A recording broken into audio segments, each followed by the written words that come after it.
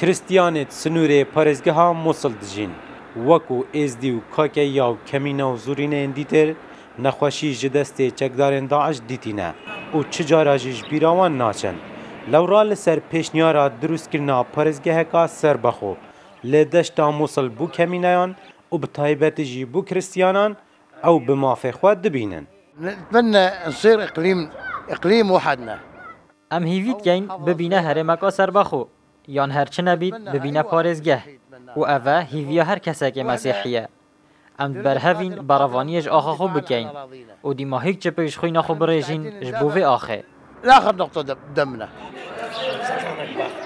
جێلایەکێدی hin Kristiyan dixwazin ser bi hikûmeta Herêma Kurdistanê vebin û çi cara jî hizra cudabûnê nekiriye serê xwe da.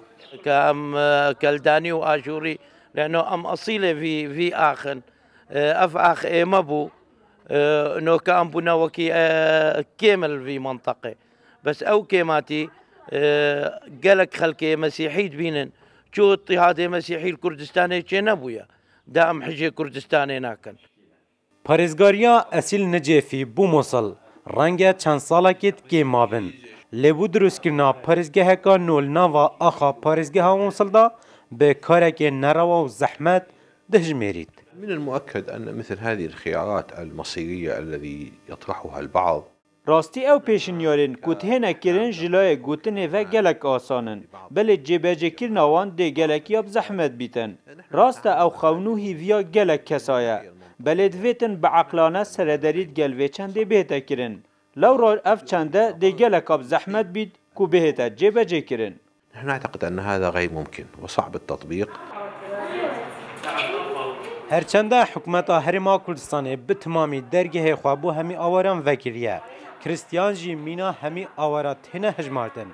Lê renge dergehê zûrbeya welatên cîhanê jî bû Kristiyana yê vekirî bît. Lewra hin Kristiyan jî dixwazin bi serbestî li nava deşta Mosul da di jiyê mayî da bijîn.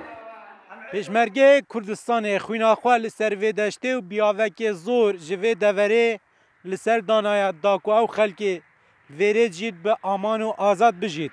Lêş nûke da ew kemîneyê ku pêştr li nava Mosul û yan jî li Iraqê bûn hatîne başûrê Kurdistanê dibêjin eger ew pêşniyara drûstkirina parêzgeheka Serbexwe ji bo kemîneya bête drûstkirin hikûmeta Herêma Kurdistanê serpereştiyê li wan biket. Karvan Elî Rûdaw, Teşta Mosul.